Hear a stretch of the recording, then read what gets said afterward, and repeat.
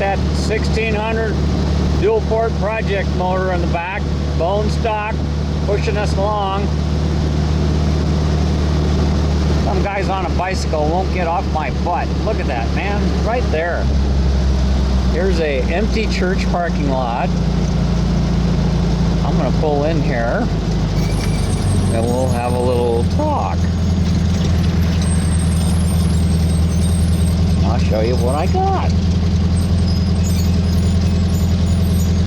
Kingdom Hall, Jehovah's Witness. They're gonna be witness to it. Now, watch that idle will come down. I don't have the choke.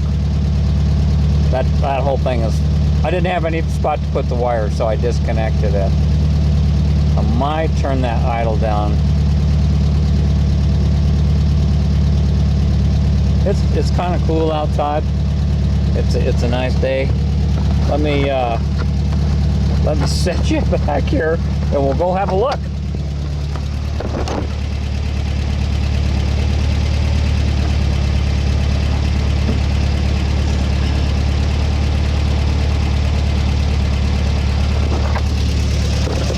I want to say thank you, appreciate all the views, comments, and support that you gave me on the start of this video.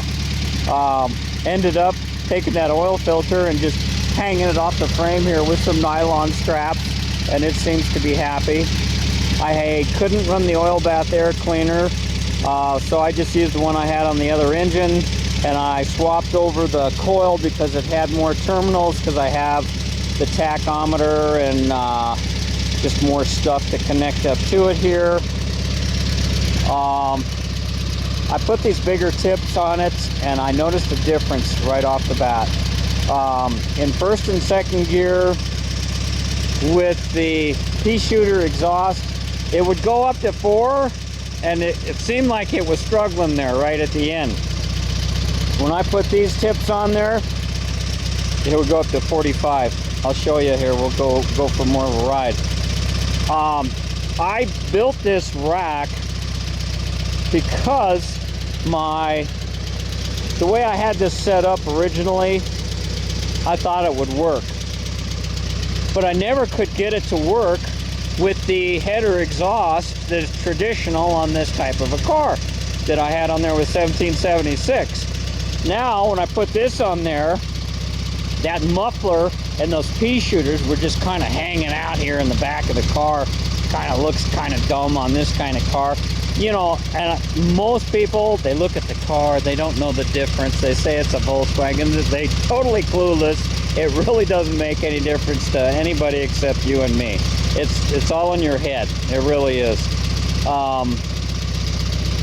But this kind of fills up the space and it's very practical, and now I can use it. I had ended up making some brackets for the front of my Toyota truck because it won't fit in any of my trucks. This bicycle is huge. It's just crazy how big it is. So I forgot to mention a few things, and I said a few things wrong. We forgot to check for end play, and this is just normal. This is very good. Pulling the crankshaft forward and back from the front pulley when you got something like that on the floor is a good thing to check. The more the tolerance, the more wear that there is and abuse that the engine's had. This one feels pretty good, I will tell you that. So, and I know somebody else had been in there before me. Another thing was, I said I had a 122 main jet, which I indeed did. And somebody left in the comment section before I put this in the car, they said, that shouldn't be a 122, that's out of a 30 pick one. And I thought, well, I got a 30 pick one, what's the deal? And so I went out and started looking at some of my carburetors. Somehow that one from the 30 pick one, I must have robbed the one that was in this one and put it in that one, and I just didn't want to lose track of it, so I shoved the smaller one in this carburetor. And as you saw on the floor, it was starting and running and revving, and that's why I say it's useless to just stick something on the floor and say, okay, it's running good, because it didn't run that good in when I first put it in the car. It was better than I remembered it. With this distributor, it was way better. I had to readjust the accelerator pump adjustment here that's on there from the factory.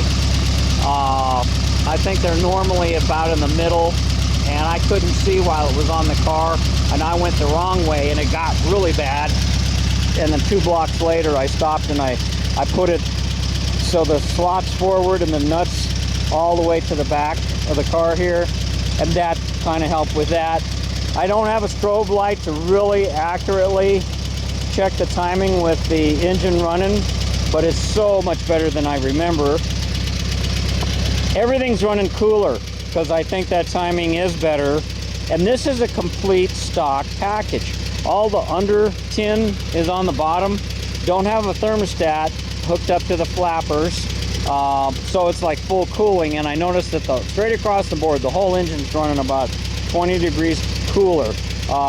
Each cylinder, I hit it with the infrared right here on the edge of the head that's exposed front and back, and it's been running like 210 or so, 215 evenly on all 4 cylinders. And remember, these 2 cylinders are low on compression, 85 and like 95, and the other side is better. But I don't know how long this engine was sitting in storage, and when I did get it back running again, I only drove it like 20 miles, and it didn't sound like it was, you know, it just, I achieved my goal at that time.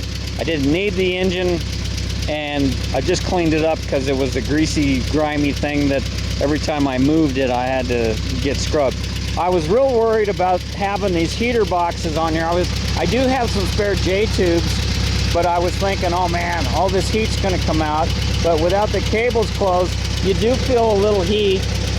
There's an exhaust here when the cables are closed, so there's always air coming through those exhausts. Those heaters, whether you've got the control dumping it in the car or not. And you've got the inlet for cooling the engine right here, and there's no shroud on the oil cooler on that side. That should be deflected down and away. So I would have thought it would have been running hot, but as you can tell, it's cool outside, and it was fairly cool yesterday, and I only put probably 25-30 miles on it. And I got a late start today. It's almost evening. But I went to bed with a smile on my face last night. Intake manifolds nice and warm. Man, these babies are hot right here. I can't keep my hand on it. Do I have my gun with me? I don't know if I put that in the car or not. I think it's in the toolbox on the garage. I really like having that gun. You know, it's just so easy to stand up here and shoot this and that. And I'm collecting data. I've never had an engine like this in this car, and it's real easy, and that's why I chose to put it in this car. Now I wished I'd have put it in the Baja, because it wouldn't matter what the weather is, and I could go for drives and stuff in it. But I purposely originally bought one of these cars. It wasn't this one. It was a beat up one for like $1,500 for this very reason.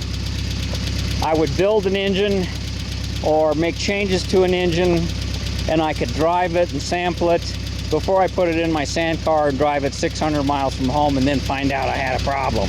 And I wanted to get some time on it. I can see there's dripping oil underneath this thing.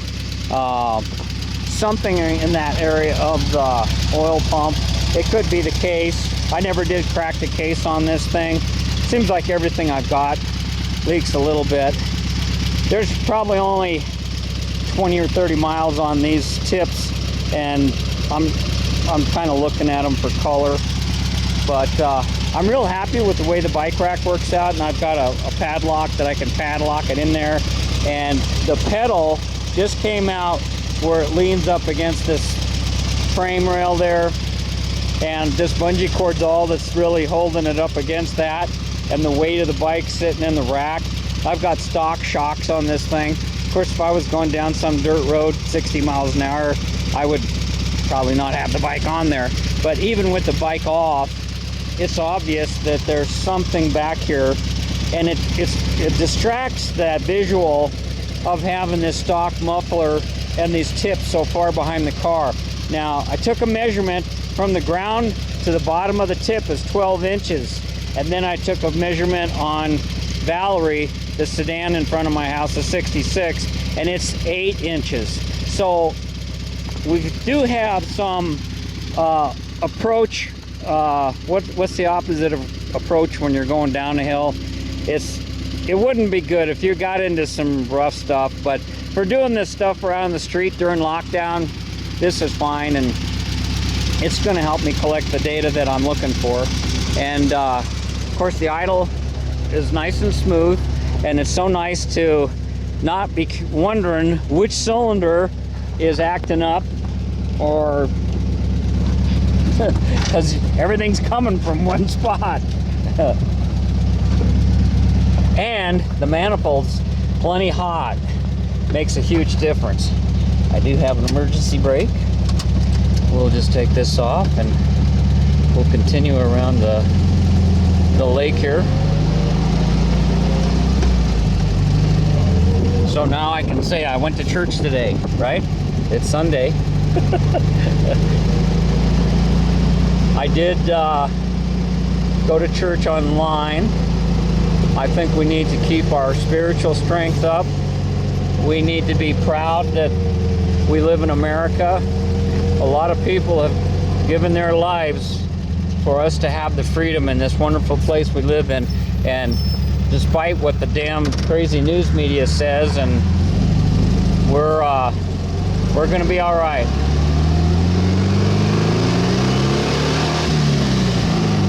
That would have gone higher than 45.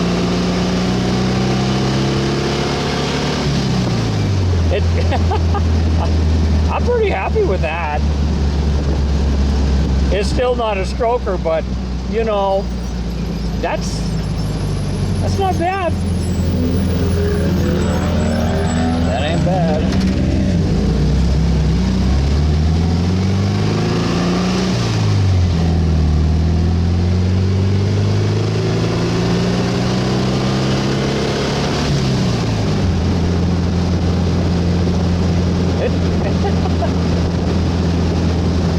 It's a Volkswagen. It feels good. It's either you love them or you hate them, right?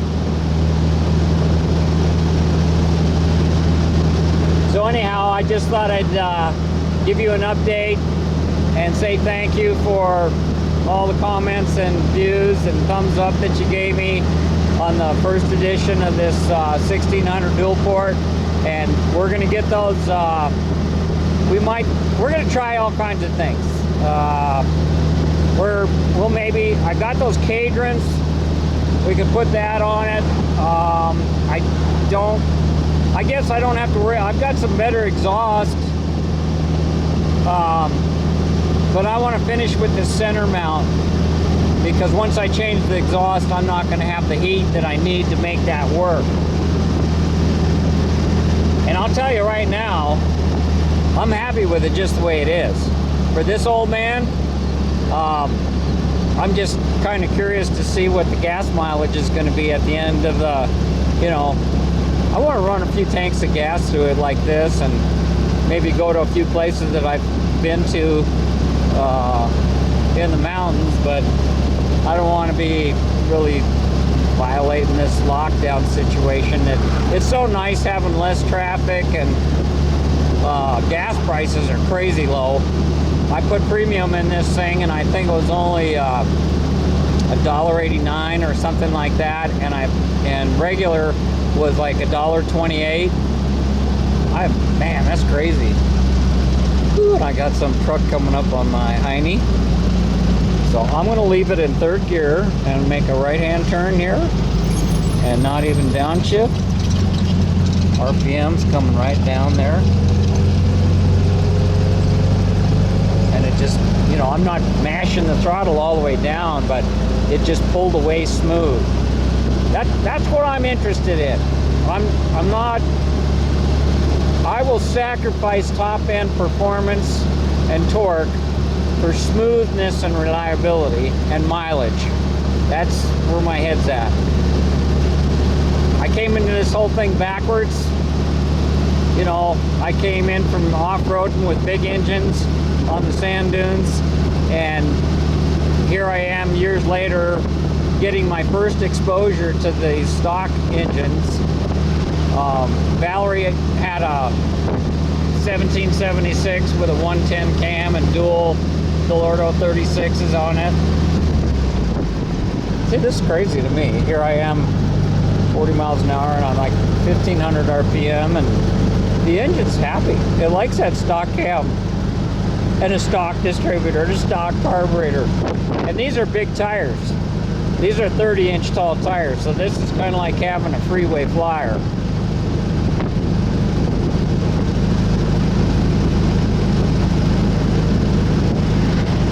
Yeah, so I'll keep posting up videos, keep you updated on it. That's kind of where we're at now, and I'll just, as I make changes, I'll post them up. It made a difference going from those pea shooters to the big bore tip. And of course I have, it's an oiled cotton air filter with foam around that. So I don't know what you'd call it as far as free flowing, or I think that's kind of a wash. I don't think that's a plus or a minus, but I hope I get in a situation here where I can just put down some miles all at once and see how things go here. So, at any rate, thanks for watching. Thanks for subbing. TheEZGZ out. That guy on a bicycle's still behind me.